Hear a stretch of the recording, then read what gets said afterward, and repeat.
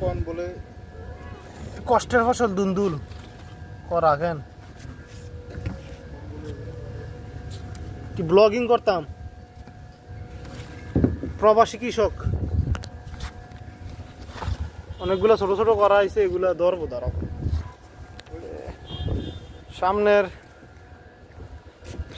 3-4 দিনের মধ্যে এগুলো খাওয়া যাইব এই আইও এখানেও আছে তলের ভিতরে দুন্দুল